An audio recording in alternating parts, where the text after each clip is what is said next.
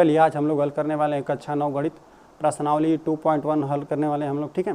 तो प्रश्नावली को हल करने से पहले ना आइए हम सब कुछ समझ लेते हैं ना, फिर प्रश्नावली को हल करते हैं, ठीक है। तो हम लोग को पहले समझ लेते हैं कि अचर क्या होता है। अचर क्या होता है? अचर जैसे कि सभी वास्तविक संख्याओं को अचर कहते हैं ना। अचर में आपको वैल्यू फिक्स रहेगा हमेशा, जैसे 2, 3, 5 ऐसा दिया रहेगा, 2, 5 करने में 2, ये सब जिसका भी वैल्यू फिक्स रहता है उसे अचर कहते हैं ना। और जिसका मान हमेशा बदलता रहता है उसे क्या कहते हैं? चर कहते हैं। जैसे इसको एक्स वाई जेड इसी से दिखाते हैं ना। जैसे अलग अलग हम लोग प्रश्न हल करते हैं तो क्या हमको प्राप्त होता है? अलग अलग प्रश्नों के लिए अलग अलग इन सब का मान प्राप्त होता है। चलिए आप यस, यू, भी, टी कुछ भी मानकर, जो भी मानकर आप कोई प्रश्न हल करते हैं ना, तो वही सब क्या होता है? अचर होता है, ठीक है। अब कह रहा है ना, अब बीजीय व्यंजक क्या होता है? बीजीय व्यंजक होता है ना कि इन दोनों का जैसे मिलाकर लिख दीजिए। जैसे क्या हो गया? यक्स प्लस 1/x, ये सब कुछ क्या हो गया? बीजीय व्यंजक। जैसे देखिए 2x हो गया, 5/7y, कुछ भी लिख दीजिए। ये सब क्या मिला हम लोग को? बीजीय व्यंजक मिल रहा है, ठीक है। ये सब हो गया। अब आ जाते हैं कि बहुपद पे ना।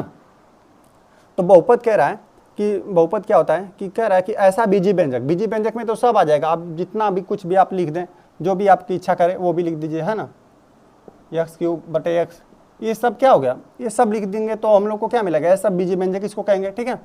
तो अब कह रहा है बहुपद में कि ऐसा बीजीय व्यंजक ना जिसमें देखिए ये सब, देखिए अगर यहाँ पर देखिए चर है, अचर है ना, अचर है, ठीक है। देखिए ऐसा बीजीय व्यंजक, हम इसको अब लिख देते हैं, ठीक है।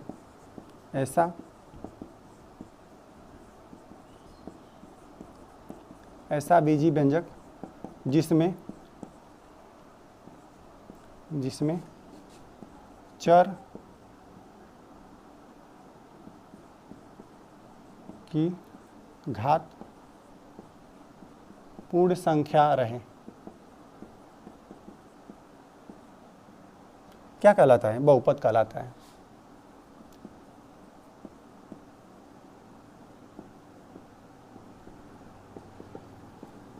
चलिए कह रहा है ना कि अगर कोई बहुपद किसे कहेंगे? जैसे कोई बीजीय व्यंजक तो बहुत हो गया, बहुत सारे होंगे, लेकिन ऐसा बीजीय व्यंजक लें ना जिसमें क्या हो जाए?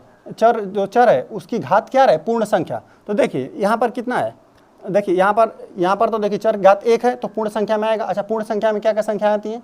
देखिए यही सब आता है, 1, 2, 3, यही सब सारी धनात्मक संख्या ये आएगी, ठीक है। इधर प्लस अनंत तक आएगा, ये सब संख्याएं आएंगी किसमें? पूर्ण संख्या, यही सब होता है। तो देखिए यहाँ पर यक्स रहता तो ठीक है, लेकिन 1/x की वजह से यहाँ पे यक्स का कितना हो जाएगा? यक्स प्लस, देखिए यहाँ पर एक घात, लेकिन यक्स पे यहाँ पे ऋण 1 घात आ जाएगा, है ना। इसके ऋण 1 की वजह से क्या हो गया? ये बहुपद नहीं बना, ये बहुपद नहीं होगा, ठीक है। लेकिन अभी 2x की हम लोग बात करें तो ये बहुपद बनेगा, ठीक है। क्यों? क्योंकि यहाँ पे 2 और x घात कितना है? 1 है, तो ये बहुपद होगा, ठीक है। अब चलिए यहाँ पर अगर हमको जैसे में लिखना है तो लिख दीजिए। जैसे में क्या? x² भी बनेगा, x प्लस x³ बनेगा, जो भी लिखिए बस। क्या? अच्छा 2 भी रहेगा तो बनेगा कि नहीं? हाँ 2 भी होगा। क्यों? क्योंकि यहाँ पे चर की घात क्या है? जैसे सिर्फ 2 है तो यहाँ पे 0 हो जाएगा। किसी भी संख्या के पावर 0 रहता है तो उसका मान कितना? 1 आ जाए, तो ठीक है। ये सब भी होगा, करने में 2, ये सब भी बहुपद हैं, ठीक है। अब आ जाते हैं शून्य बहुपद। शून्य बहुपद क्या होता है? ऐसा बहुपद ना जिसमें चर की घात क्या हो? शून्य हो। चलिए इसको हम लिख देते हैं, ऐसा बहुपद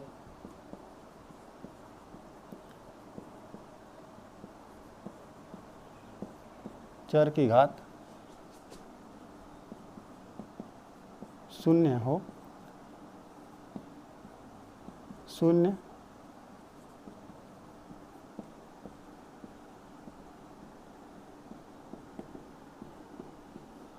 ऐसा बहुपद जिसमें चर की घात शून्य हो, शून्य बहुपद कहलाता है। अगर इसमें हमको जैसे में लिखना है तो क्या लिख देंगे? कोई भी संख्या आप लिख दीजिए। जैसे में 2, 5, करने में 9, चलिए करने में 9 लिखना है तो इसको हम क्या लिख देते हैं? 5 लिख देते हैं, है ना। उसका वर्गमूल निकल रहा है, ठीक है। ये हो गया। तो अब आ जाते हैं रैखिक बहुपद में ना। रैखिक बहुपद में क्या होता है? ऐसा बहुपद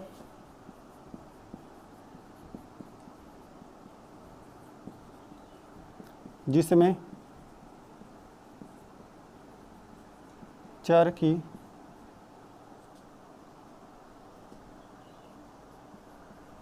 लिख देते हैं अधिकतम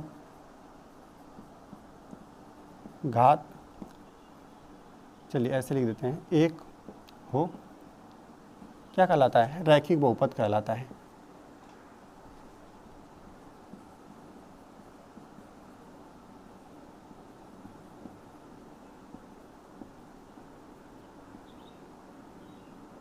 कहलाता है, ठीक है।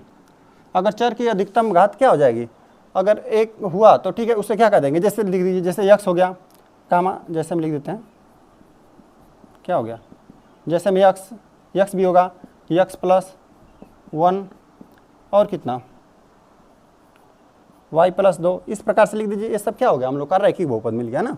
अब द्विघात बहुपद क्या होगा, ऐसा बहुपद जिसमें चर की अधिकतम घात क्या हो, 2। चलिए लिख देते हैं इसको, ऐसा बहुपद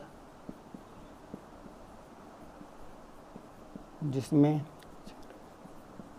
अधिकतम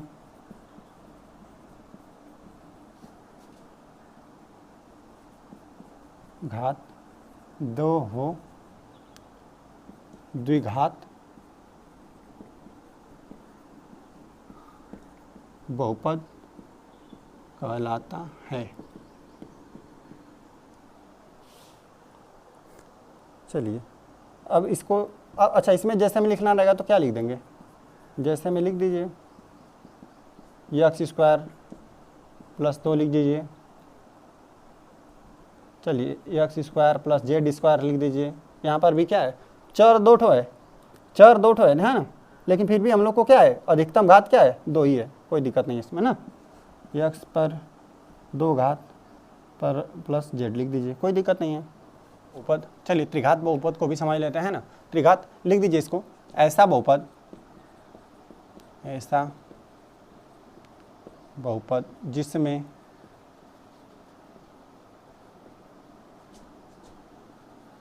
चर की अधिकतम घात 3 हो, त्रिघात बहुपद कहलाता है। जैसे में लिख देते हैं इसको, जैसे में क्या हो जाएगा, जैसे में देखिए यक्स के घाते 3 प्लस वाई, चलिए कोई दिक्कत नहीं, 2 ठो चर है, लेकिन जिस पर सबसे ज़्यादा घात रहेगा उसको ही उस बहुपद की घात कहते हैं ना। ये नहीं कि यहाँ पर एक घात है, यहाँ पर 3 घात है, तो जो सबसे अधिक रहता है उसको ही घात कहते हैं, बहुपद का घात यही होता है, ठीक है। चलिए और क्या लिख देते हैं, यक्स पर 3 घात प्लस वाई पे 2 घात, ठीक है, ये हो गया, इसी प्रकार से होगा, ठीक है। चलिए आ जाते हैं हम लोग पहले क्वेश्चन पे। तो हम लोग को क्वेश्चन दिया हुआ है कि निम्नलिखित व्यंजकों में कौन कौन एक चर में बहुपद है। एक चर में बहुपद मतलब सिर्फ या तो यक्स रहे या तो वाई रहे, सिर्फ चर रहे तो एक रहे, ठीक है, एक तो चर रहे, तो एक चर में बहुपद है और कौन कौन नहीं, कारण के साथ अपने उत्तर दीजिए, ठीक है। तो पहले देख ले रहे कि एक चर में कौन, पहले तो ये देख ले रहे कि कौन बहुपद है और कौन बहुपद नहीं है ना। तो देख रहे हैं यहाँ पर सबके, देखिए यहाँ पर भी जो चर है उसका देखिए घात क्या है, पूर्ण संख्या है ना, यहाँ पर भी पूर्ण संख्या, यहाँ पर भी है, तो ये तो बहुपद हुआ, ठीक है, ये तो बहुपद होगा, ठीक है। और इसको देख रहे हैं यहाँ पर भी देखिए चर है ना, वाई है, इस पर 2 घात है, यहाँ पर भी 0 है, कोई दिक्कत नहीं है, ये बहुपद होगा। चलिए यहाँ पे करणी में 2 आ गया, जो हम लोग का चर है टी, उसमें करणी में 2, मतलब करणी का मान कितना 1/2 आ गया, जो कि पूर्ण संख्या में नहीं आएगा, तो हम लोग का बहुपद ही नहीं बना, ठीक है, बहुपद ही नहीं बना। तो चलिए अब इसमें आ जाते हैं, देखिए ये तो वाई है, तो यहाँ तक तो ठीक था, लेकिन प्लस 2/y कर दिया, तो यहाँ पर क्या हो जाएगा 2, अरे देखिए y प्लस 2, वाई भी घाते ऋण 1 आ जाएगा ना। अब इसको हम लोग ऊपर ले जाएंगे तो ऋण 1 हो जाएगा, तो ऋण 1 की वजह से क्या हो जाएगा, ये बहुपद ही नहीं बना, है ना, ये बहुपद ही नहीं बना। अब ठीक है, अब यहाँ पर आ जाते हैं, देखिए यहाँ पर 10, 3, 50 दिया हुआ है, ये तो बहुपद है, ठीक है, ये बहुपद बना। अच्छा ये देखिए, अच्छा एक चर में बहुपद तो हम लोग के पास देखिए 3 ठो सिर्फ प्राप्त हुए, और देखिए इसमें एक चर में बहुपद कौन कौन है, यहाँ पर देखिए एक चर कितना है, यक्स है, सब यक्स है, सब यक्स है, ठीक है, यहाँ पर भी वाई है तो सिर्फ वाई है, लेकिन देखिए ये तो बहुपद तो है, परंतु यहाँ पे कितना मिला हम लोग को, 3 ठो चर। पहले वाले कॉल कर लेते हैं, देखिए हम लोग को क्या दिया हुआ है, 4x स्क्वायर ऋण 3x प्लस 7 ना। तो हम लोग ये देख रहे हैं कि ये द्विघात बहुपद है, ये तो बहुपद होगा, तो इसमें लिख दीजिए दिया गया,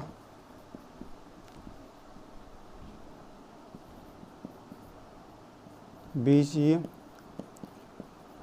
व्यंजक में केवल क्या है, एक चर यक्ष है, लिख देते हैं यक्ष है, तथा उसकी घात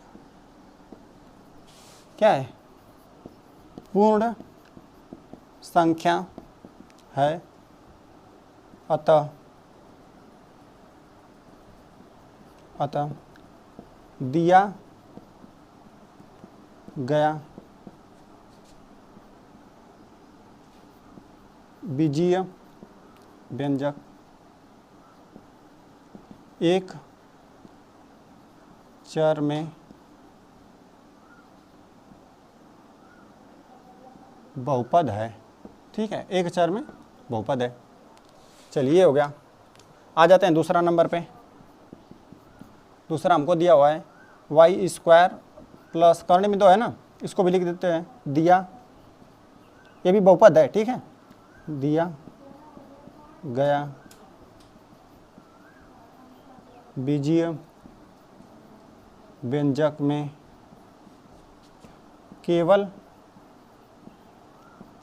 एक चर y है तथा उसका घात पूर्ण संख्या है, अतः दिया गया बीजीय व्यंजक एक चर में बहुपद है। ठीक है, चलिए आ जाते हैं हम लोग तीसरा नंबर पे। हम लोग को दिया हुआ है 3 करणी में t प्लस t करणी में 2। इसमें देख रहे हैं कि जो भी चर है उस पर घात 1/2 है, जो कि पूर्ण संख्या में नहीं आता है ना। तो लिख दीजिए दिए गए, लिख देते हैं दिए गए बीजीय व्यंजक में चर की घात पूर्ण संख्या नहीं है, अतः यह एक बहुपद ही नहीं है ना, बहुपद नहीं है। ठीक है, ये हो गया। आ जाते हैं चौथा नंबर पे। चौथा हमको दिया हुआ है y प्लस 2y ना, ये तो बहुपद ही नहीं। यहाँ पे ऊपर ले गए तो हम लोग को देखें तो क्या मिला, ऋण 1 मिल गया था, जिसकी वजह से ये बहुपद ही नहीं बन पा रहा था ना। तो लिखिए दिए गए व्यंजक में चर की घात पूर्ण संख्या नहीं है,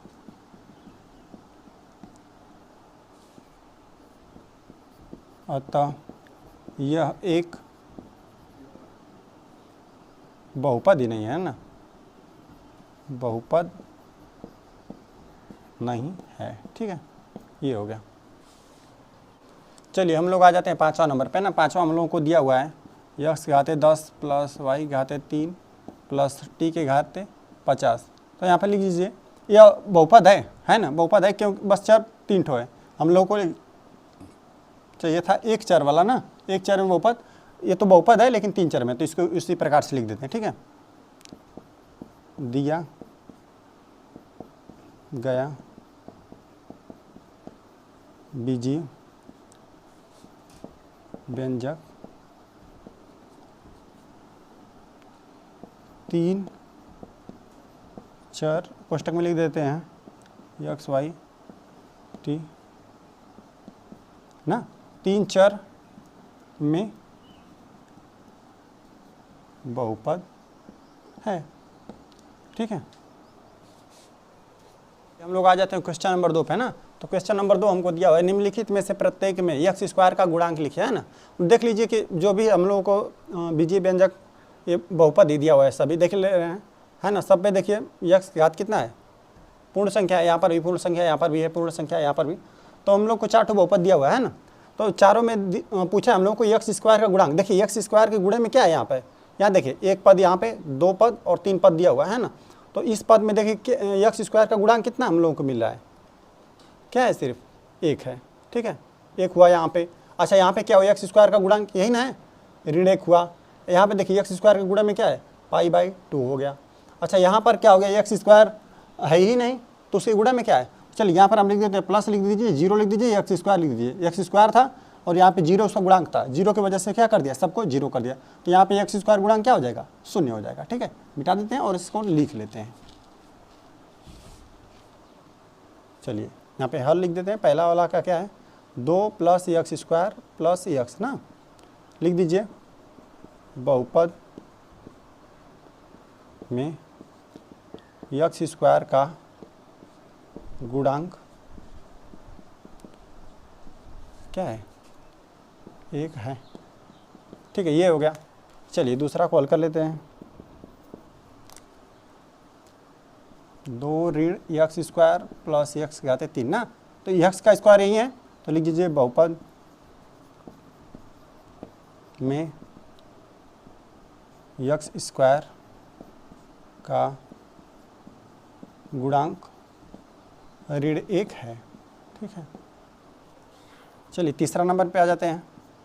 हमको दिया हुआ है π/2 एक्स स्क्वायर प्लस एक्स ना। तो यहाँ पर लिख दीजिए बहुपद में क्या है, बहुपद में एक्स स्क्वायर का गुणांक,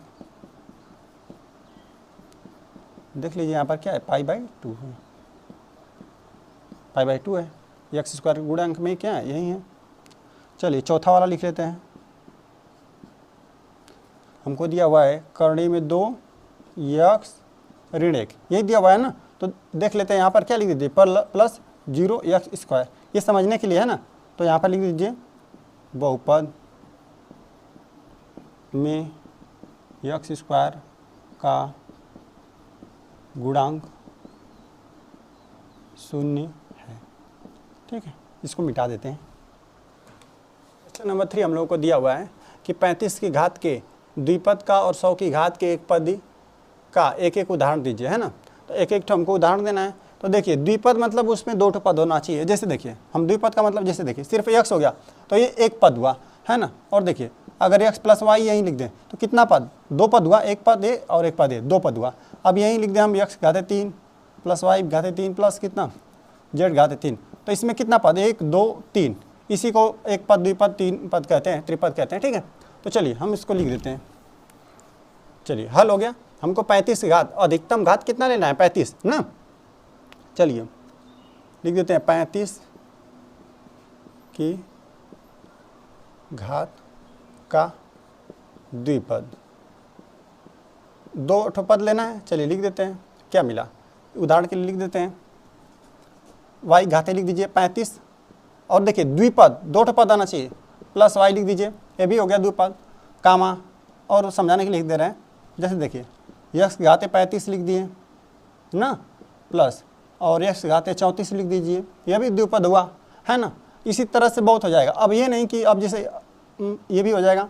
चलिए एक ही तो लिखना था तो इतना काफ़ी है। लेकिन देखिए अब ऐसा नहीं करेंगे कि x घात 35 यहाँ पर लिखें प्लस यहाँ पे x घात 37 लिख दिए, ऐसा नहीं करेंगे, नहीं तो अब बहुपद की घात क्या हो जाएगी, ये माना जाएगा, जो कि गलत हो जाएगा। ठीक है, तो हम लोगों को 35 घात का द्विपद लिख दिया हमने, द्विपद। ठीक है, अब लिख देते हैं 100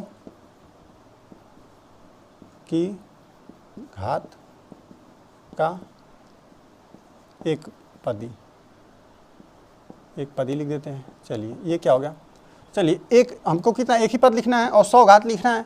चलिए ये आप सिर्फ x घाते आप 100 लिख दिए ना, तो ये भी हो गया।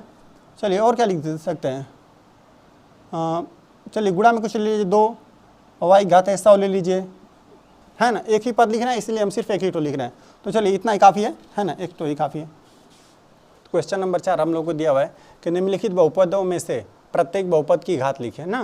तो देखिए कोई भी अगर आपको बहुपद दे दे तो बहुपद की घात क्या होती है, जो मतलब अगर चर लिखा हुआ है, चर की जो अधिकतम घात होती है ना उसी को क्या कहते हैं, बहुपद की घात कहते हैं। तो देख रहे हैं यहाँ पे चर x है। अच्छा यहाँ पर देखिए अधिकतम घात क्या है, यहाँ पर 1 है, 2 है, 3 है। 1 2 में सबसे अधिकतम कितना, 3 ना, तो यहाँ पर घात कितना हो जाएगा, हम लोग का 3 हो जाएगा। ठीक है। अच्छा यहाँ पर देखिए अगर यहाँ पर कुछ है, अगर y की घात है तो यहाँ पर कितना है, 0 है। अच्छा यहाँ पे y घात क्या है, 2 है, तो इस बहुपद घात कितना, 2 हम लोग को प्राप्त हुआ।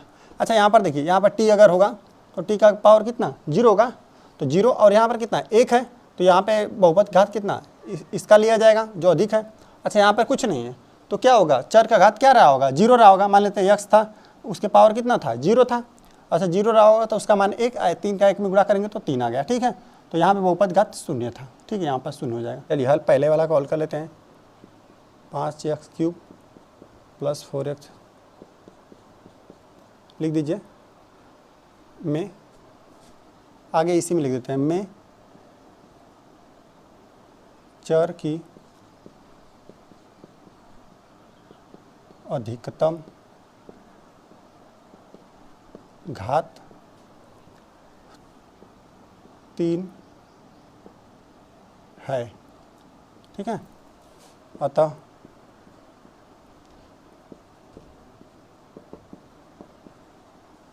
बहुपद की घात, चलिए 3 है। ठीक है, यहाँ पर ये हो गया। चलिए आ जाते हैं दूसरा नंबर पे, दूसरा वाले कॉल कर लेते हैं। कितना है, 4 - y² में क्या हो गया, देखिए चर की अधिकतम घात क्या है, में चर की अधिकतम घात 2 है, यहाँ पे 2 है, अतः यहाँ पे लिख देते हैं, अतः बहुपद की घात 2 है। ठीक है, ऐसा लिख दिया हमने। चलिए तीसरा नंबर आ जाते हैं। तीसरा हमको दिया हुआ है 5t करणी में 7 में।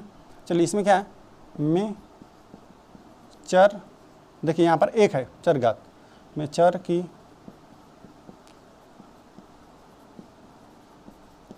अधिकतम घात 1 है ना,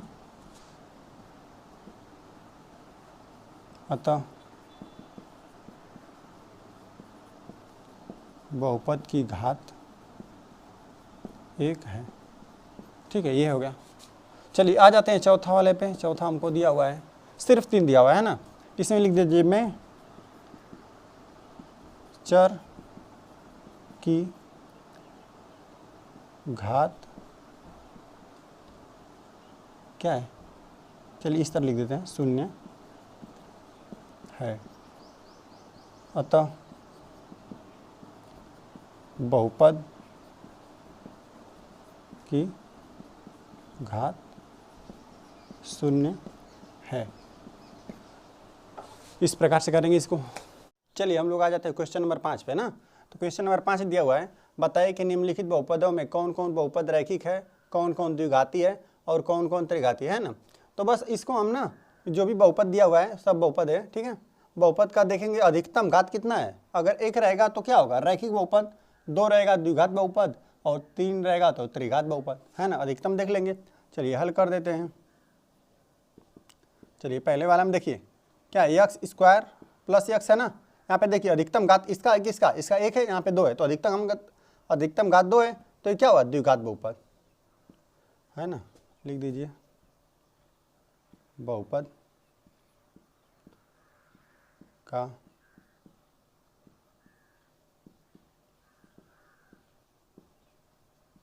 अधिकतम घात 2 है, अतः यह एक द्विघाती बहुपद है। ठीक है, ये हो गया। चलिए आ जाते हैं दूसरे नंबर पे। हमको दूसरा दिया हुआ है x - x पे 3 घात। तो देख रहे हैं यहाँ पे 1 घात है, यहाँ पे 3 घात, तो 3 घात वाला ज़्यादा है, तो एक त्रिघाती बहुपद हो गया, यहाँ पर लिख दीजिए बहुपद का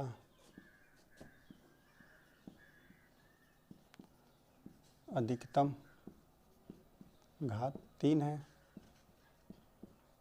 अतः यह एक त्रिघाती बहुपद है। ठीक है, अब आ जाते हैं तीसरा नंबर पे। तीसरा हमको दिया हुआ है y + y² + 4 है ना। तो देखिए यहाँ पर 1 है, यहाँ पर 2 है, यहाँ पे 0, तो यही 2 वाला सबसे ज़्यादा है। लिख दीजिए बहुपद का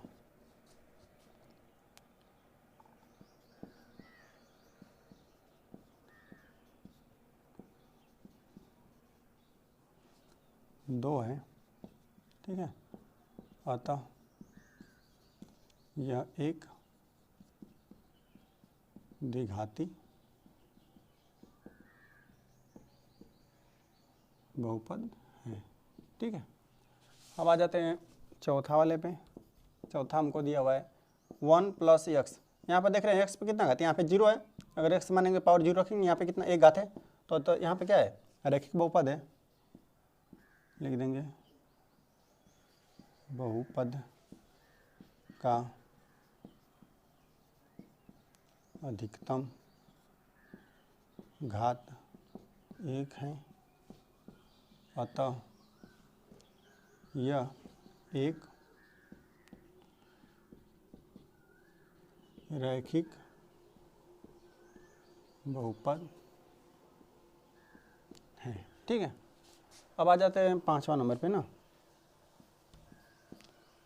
दिया हुआ है 3t है ना, t ही चर है। यहाँ पे देख रहे हैं घात कितना है, 1 है, तो ये भी क्या हो जाएगा रैखिक बहुपद, रैखिक बहुपद हो जाएगा। ठीक है, बहुपद का अधिकतम घात 1 है, अतः यह एक रैखिक बहुपद है। ठीक है, चलिए आ जाते हैं छठा नंबर पे। छठा हमको दिया हुआ है r² ना, r², r ही यहाँ पर चर है, तो देखिए 2 घात है, तो ये क्या हो जाएगा, द्विघात बहुपद। लिख दीजिए बहुपद का अधिकतम घात 2 है, अतः यह एक द्विघाती बहुपद है। ठीक है, चलिए आ जाते हैं अंतिम वाले नंबर पे। 7वां नंबर है 7x³ ना। चलिए यहाँ पर कितना घात, 3 घात है, त्रिघाती बहुपद हो जाएगा। ये बहुपद का अधिकतम घात 3 है, अतः यह एक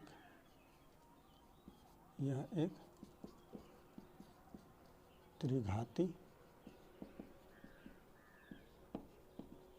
बहुपद है। इस प्रकार करेंगे इसको।